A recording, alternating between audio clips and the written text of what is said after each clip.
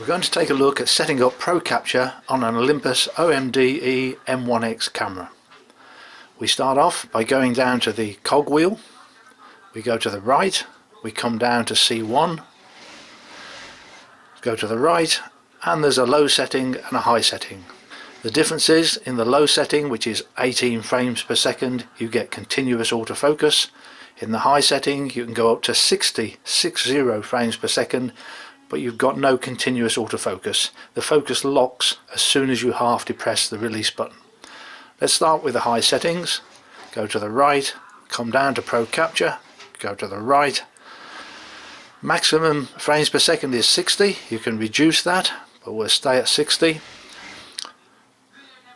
Pre-shutter frames, that's how many images you're going to record prior to you pressing the release button, and the frame counter limit is how many pictures you're going to take in total.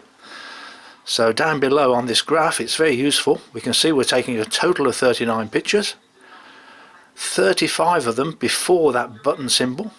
That means there's only 4 pictures afterwards. And if we change the frame counter, if we increase it by 10, we're now taking 14 pictures afterwards. So it's a very useful graphic to illustrate what you're doing. Which way you have it set depends on the subject. If you're doing a bird as it lands onto a branch and you've pre-focused on that branch, you don't really want 14 pictures after it's landed.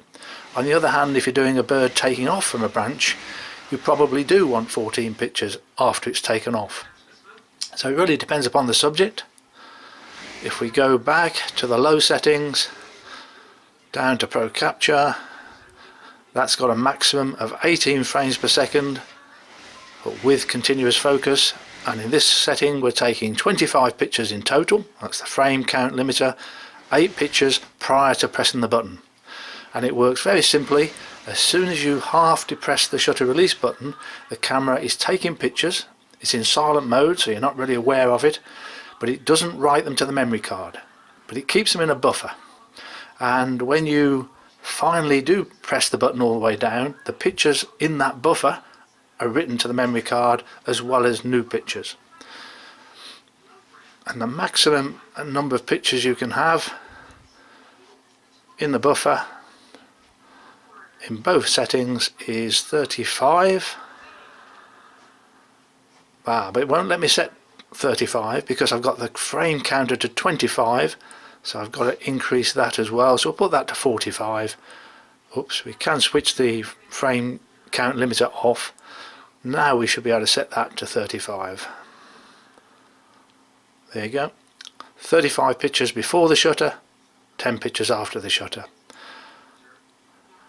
The only other setting that I sometimes change is JPEG and RAW. I mostly shoot on RAW, but in this circumstance, when I'm writing a lot of pictures to the memory card, I'll change to JPEG to speed up the writing time. Otherwise you spend a lot of time waiting for the camera to write all those pictures to the memory card.